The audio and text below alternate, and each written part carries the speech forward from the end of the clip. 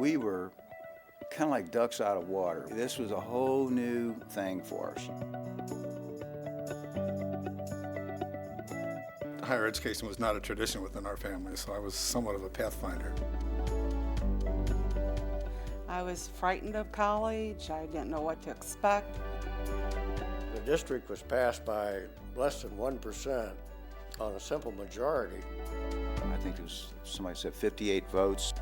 So we were off and running. I could see, the potential for what was going to happen here. It was just exciting from the ground level, what's going to happen next with new classes.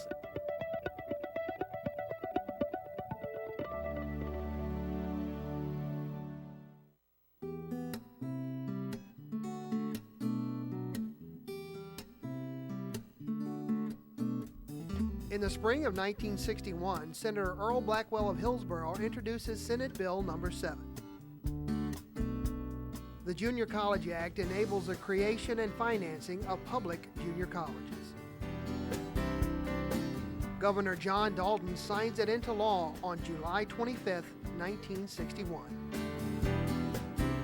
Jefferson County leaders gather on January 24, 1962, and decide to petition for a junior college. On April 2, 1963, county voters approved the junior college district. 58 votes make the difference.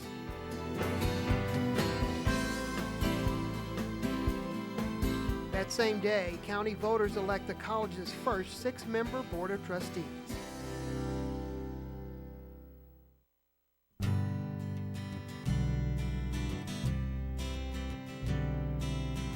I'm Charles McLean. I was president of the Jefferson College from 1963 to February 1st of 1970. I had done some research on the establishment of a community college in Jefferson County. And I'd also worked with 2 of the 6 board members.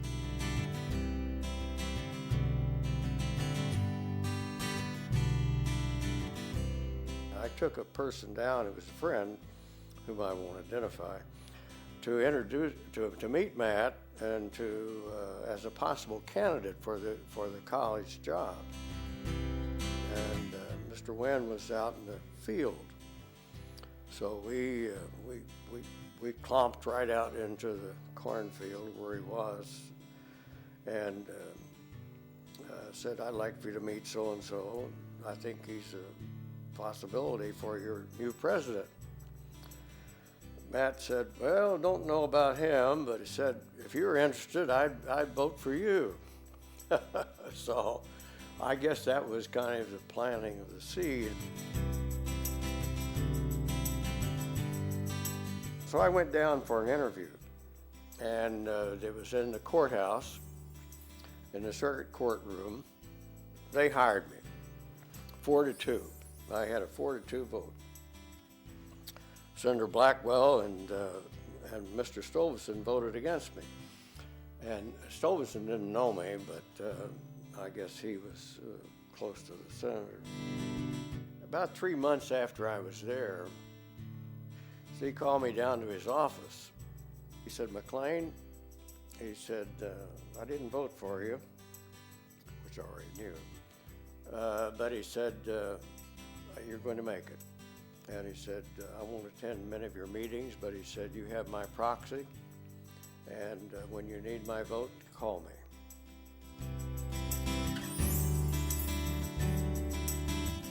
The college had been given this land in Hillsborough. A couple of persons from St. Louis by the name of Lubin Mulaski had offered to give 130 acres, roughly as I recall it. So there was a huge tension between Festus, Crystal City, and Hillsborough for the site. I knew that Hillsborough was probably going to get would be the site because of the more of a central location at that time, but it was not an easy victory. I didn't have much time for celebration because there were so many things to do. And we had accreditation issues, faculty, all those things were just boiling, or if you will, and we had to take care of the store, as they say.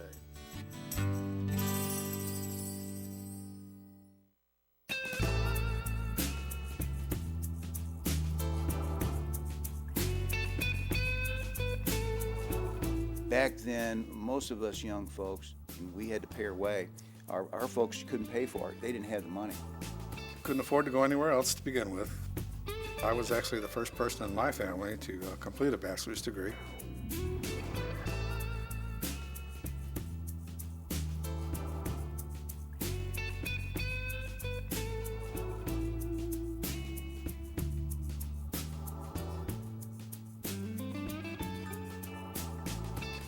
Most people couldn't afford to send their children to college. A lot of kids were able to do this because it was relatively inexpensive, and so everybody was thrilled that they were going to get to go to college. We had something like 225 or 230 students, and they met in the high school in the evening. We drove from Arnold every day. There was a whole carload full of us, and we drove Highway 21. Now, that's the old Highway 21. Back then, it was called Blood Alley. Back then, when you came to school, we carpooled. When the first person had class, we all came for the first class. We stayed till the last person had a class. So we might be here from 8 in the morning till 6 in the evening. And so when you do that, you get to meet a lot of people because you're here all day.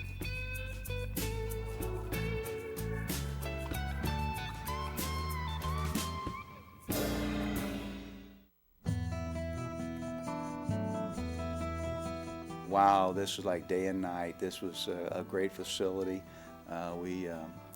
It was really, it just seemed more professional. At this point, we felt like we was really going to college, you know.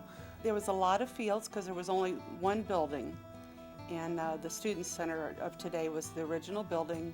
There was a road that came up to the Student Center. There was no parking, so everybody had to park along the road. It was crowded from Highway 21 all the way up. It was just really a pretty campus, really pretty. When we first turned in out here off Highway 21,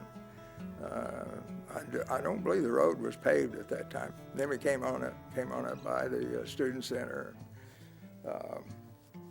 they're just framework up, got to where the Arts and Sciences building was going to be, and there was nothing much there except just mud and getting ready to put the foundation in.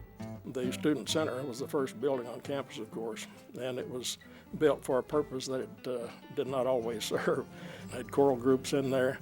It had nursing programs in there. It had architectural drafting at one time, many different kinds of things. As we built the other buildings and were able to move into other facilities. And then we had the library. I think that was the third building, a two-story structure. And then we had the gymnasium, natatorium, and the technical area technical building.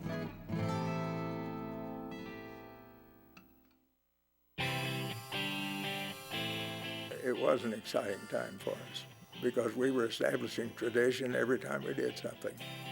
The music department was in the top part of the Student Center, and the band and the chorus met in the same room. And our performance area for the public, of course, was the gymnasium, which is now the cafeteria. Then the second semester we were able to move into the Arts and Sciences building, and so we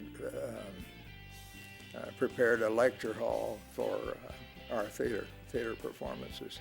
There were really no areas for creating sets for shows and that kind of thing. In fact, the first theater production that we did all the sets were prepared in the basement of my home, and then we moved them over here and set them up.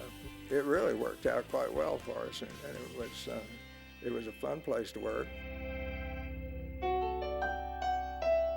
The Fine Arts building, the foundation had been poured, and the footings, and it was just starting to go up when I came here. We built that out, and it served the needs of fine arts, all right.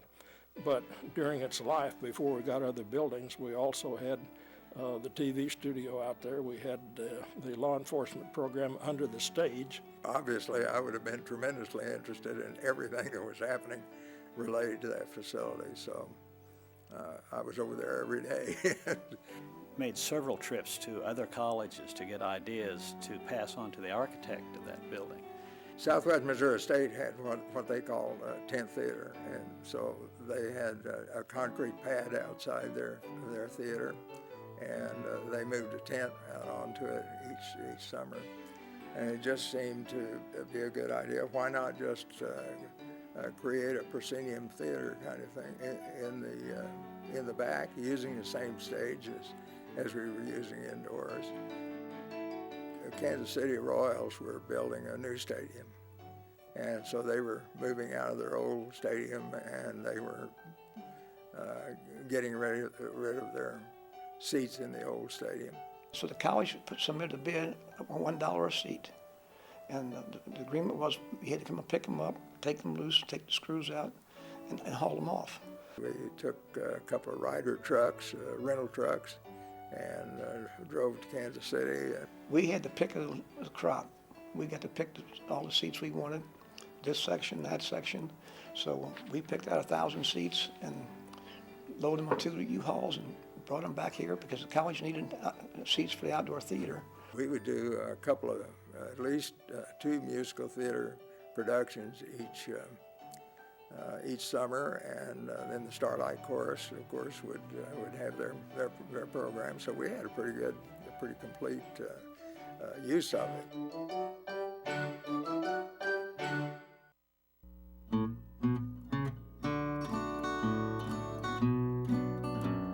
If I'd written a script of wonderful things that wanted to happen to me in my life, it would parallel just reality, what happened to me here at the college. The ability of a person with a disability just to have the trust that they endowed me with to come in here and do what I did, that was just an incredible thing. Dr. McLean was hiring faculty, and he was in Jeff City, and he ran into a gentleman who was working for the Bureau for the Blind.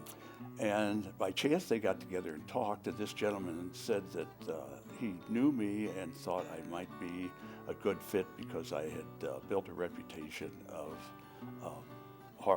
harmony in the workplace. And my wife and I rode down one day and we met, and we just seemed to click. And I said, Dr. McLean, I have no experience in food service. He said, good. He said, I don't want a food service operation like a school or anything where people are just shuttled through on an impersonal basis and then they shut the door and they're gone. So he said, I want you to try to create like a refuge for these students where they can relax. And I said, that's what I'm good at. So that's how it started. He hired me there. The first couple of years, there was very few students here, and it was very slow, but it gradually grew, and then it proliferated, almost grew exponentially in the early 70s. And I had requests, and the board approved me to ship food out of the cafeteria to serve the senior centers in the county. They had just opened up Meals on Wheels. And the board had agreed with, that was Dr. Henry at that time, that this would be a good thing for the image of the college, food coming from the college to seniors. So at that time, since this was growing, I established my own business and became into corporation. That arrangement, it benefited everybody. The revenue I was paying to college was $50,000 a year in rent and commissions, so it benefited the college.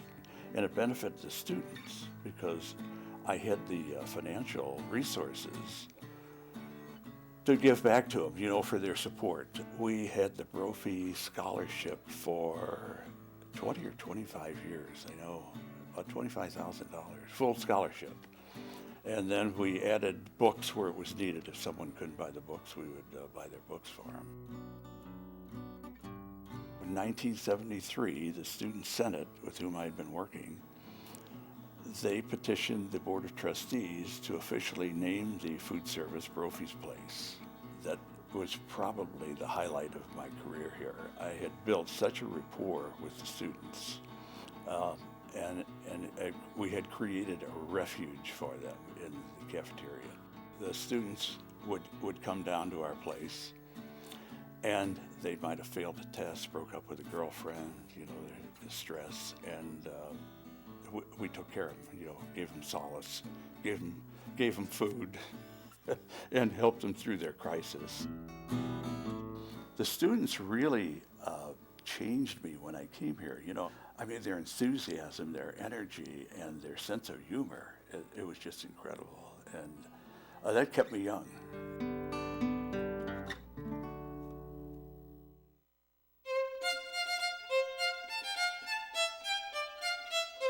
I think administration was looking forward to growth and establishing an image for the college, a name, if you will, a focal point, getting away from we're just a simple junior college with 2 years and we don't have many classes or teachers and we're not very big and so on. Because of the vision we had of actually reaching out in the community more with music, we thought of the Starlight Chorus as being a summer group where lighter repertoire was used, basically Broadway musical things. The community chorale came along about 5 years later. We started that as rather small, as everything started out small with us at that time, in DeSoto at the First Baptist Church. The college sponsored it, but you couldn't get college credit for it at the time. But we had a good turnout. We held that class there for 2 years. Then we sang 2 years at the First Baptist Church in Festus, Crystal City. Then, 5th year, we moved on college campus and started doing all of the community chorale things there. I sang in the choir and the madrigalians, and the choirs, the madrigalians, we got to travel and do some things, and of course we'd get to go different places with the bands. All the way up to the mid-70s, we would take some trips to just other schools performing, trying to build up the reputation of the college, the music department, of course, and getting acquainted with all of the directors involved. But in 1975, we were anticipating the coming bicentennial of the United States celebrations. And so we were involved with a 5-country tour to Europe in 1975, the summer of 1975, 20 days. And we were singing the music of America, the music of Jefferson College, and having a wonderful time and spreading the good word of the United States of America. After that, we've been to Europe 4 other times, and we've sung in 13 different countries, Canada, and about half the states in the Union. I guess one of the biggest ventures was singing at Carnegie Hall, and that was very exciting. So we've been around a few places.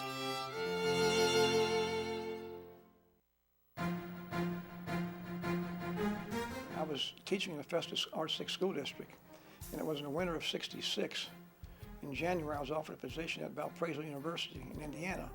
Word got in the community I was leaving, and one of the businessmen from Festus called me and said, Harold, he said, they are going to hire a coach at Jefferson College next year. He said, I hate for you to leave the county. Why don't you apply out there? And I said, well, I'm pretty well set next year. And he said, well, why don't you give it a try? He said, I think there's going to be great potential out there. So I checked into it, and lo and behold, I wound up right here at Jefferson College. First year on campus with the basketball team was 1965 and 66. And we had no place, no gymnasium. We had a 70 by 40 tile floor in the student center. We had to find a place to practice and play games. After they hired me as assistant basketball coach to start a baseball program, they felt there was a lot of need and interest to get baseball started on our campus. After that point, they said we're going to sit tight for a few years until we get facilities and get things in order. When they opened the field house in 1969-70, I can remember our opening game. We played Moberly, and we had these fancy incandescent lights. We had Anna Gamble, was Miss Missouri back then, and she sang the national anthem. We introduced the lineups, we turned on all the lights, and had the spotlight, big spotlight on the national anthem, Miss Missouri, and the players. And lo and behold, we went to turn the lights back on, and they were the incandescent, they were the fancy new lights out, new style out. And it took 10 minutes to warm up. So we all stood there for 10 minutes looking around, waiting for the lights to come back on. But the bad thing is we lost by 3 points. They estimated the crowd at 2,200, and it was a tremendous evening.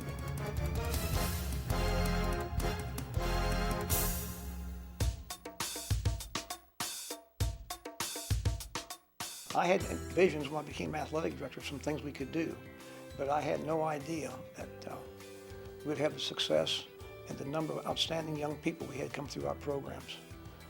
And I credit that to the coaches. You know, we had some great coaches. Joanna Springer was a volleyball cheerleader out here. She'd come by and say, Coach, when are we going to start volleyball? I said, volleyball? I said, we have no place to play right now. She said, I want a volleyball team. And in 1974, we decided to start a volleyball team for the 75 season. And Joe Ellen was coaching gymnastics at Hillsborough High School. So I called and said, Joe Ellen, I said, you want to know about the volleyball team? So we're going to start one next year, and you're going to be the coach. Well, and she stumbled and mumbled, and she said, great. I said, well, we'd love for you to come out and join us. She was an outstanding student and just a good person, and I knew she'd do a great job for us. Our first Afro-American student was a young man named Willie Lee from DeRidder, Louisiana. He was 6'6", and he was just a fantastic basketball player. His mother was a high school librarian, and she would call almost every other day to ask, is Willie going to class? Yes, he's going to class. And he was a tremendous young man, and we had no problems whatsoever with the racial situation. The best baseball player in the county back at that time was Dave Oster. He was a senior at Fox High School, and he was the best player by far. Once I signed him, a lot of other players fell in line because they knew we'd have a viable team and we'd be competitive, and he did a great job for us. One story I'll tell, we beat Forest Park a doubleheader. I remember it as yesterday. We won the first game 2-1. Dave hit a 2-run homer. And we hit the second. We won the second game 1-0, and Dave hit a solo homer. And we're driving down the highway. He said, Coach, he said, what are your duties? So I told him my duties, and he said, well, how much money do you make? So I said, well, Dave, I'm making $7,000. He said, I want your job someday. He said, I'd love to have your job. I said, I may hold you to that. And he said, that'd be great. And we had a coach resign in the middle of the year, and Dave was teaching at Afton High School. So, and I followed Dave's career very carefully, and he's been very successful in whatever he did. So I called him. He's free 7:00. I called him an hour and said, Dave, hair wet. Yeah, Coach, what do you need? I said, well, that job you wanted, it's yours. What? I said, well, our coach resigned. I said, we need someone to come and coach a baseball team second semester. I'm under contract. I said, I spoke to the superintendent, I spoke to the principal, I made the right steps.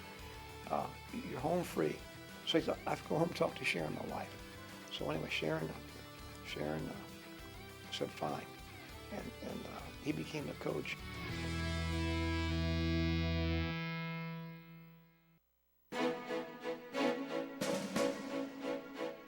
I'm Dr. Ray Henry. I was president of Jefferson College from 1970 until 1989. I was superintendent of schools at Farmington and had observed the first 6 years of the college's life here, and was very interested in community colleges because I had attended one myself. Dr. McLean and I were in graduate school together at the university. I knew him, and as a matter of fact, when he got ready to leave here, he told me that he was leaving and suggested that I look into the situation here. Second year I was here, we had a 29% increase in student enrollment, and consequently, the growth surprised everybody. My first year, it was unfortunate we had to let some faculty and staff members go, close some positions because the financing was not there. But things began to grow. We began to work with the legislature. I was able to get some emergency funds through the legislature to help with some of that. And we started putting classes everywhere we could find space. The people in the district were good to approve bond issues. And there were, the first bond issue when Dr. McLean was here, and the second bond issue amounted to about $4.5 million, I believe. The early facilities lent themselves better to arts and sciences programs, the classroom types of things. The beginnings of the adult education program were there, and the vocational programs had started, although they were very limited. I think we had about 9 programs at the time. But the need to expand in that area was very obvious. We started the LPN program, practical nursing program, in '71. A couple of years later, we started with the RN program. We had some fire science technology. The law enforcement programs came on a bit later. Machine tool technology, robotics, laser technology, electronics. We were very fortunate in the electronics area to get some grants of equipment. We had a lot of good help from those sources to get the program going. And the people in the district, I think, appreciated that, and our enrollment boomed.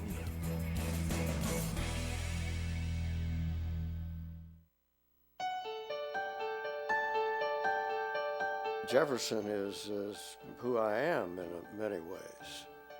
And the things I learned there, the experiences I had, and the wonderful people that helped us develop.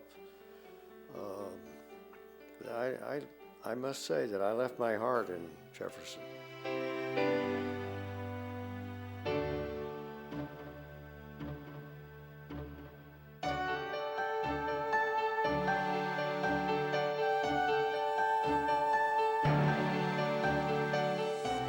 Excitement, pride, joy. It's just, it's a great place. I still love the place. It makes me feel good. You know, Harold, you were at Jefferson. Yes, I was.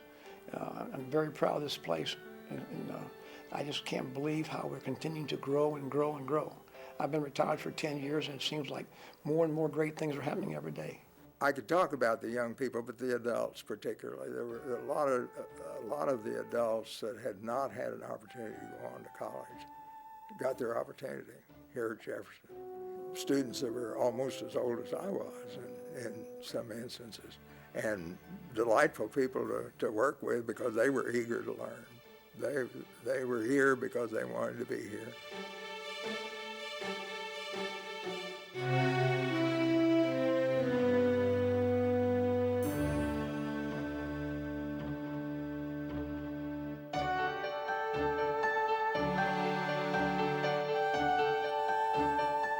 Lots of good times, a lot of good memories, and a wonderful atmosphere to be educated in.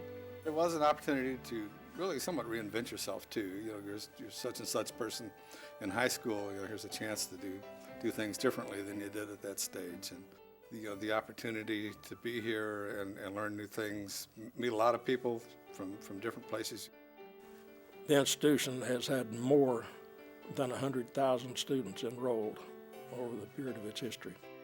They have provided law enforcement people, they've provided firefighters, they've provided nurses, they've provided secretaries, they've provided business managers, teachers, coaches, all kinds of people for the community.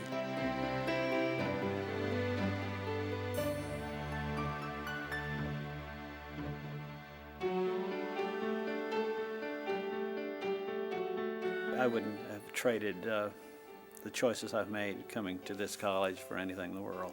It's been just wonderful. It's an unbelievable kind of venture that has turned out just wonderfully. There wasn't a day in that period that I didn't want to come to work. If I had to sit down and write a script of what wonderful things I would want to happen in my life, I mean, it happened.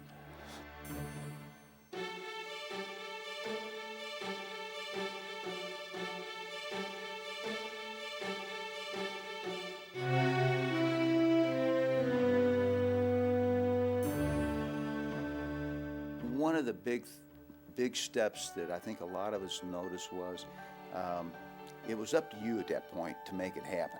When we walked in the door, it was still a big thing, but the responsibility was upon us to make it successful. On the seal, the Populi Scholae is a people's college.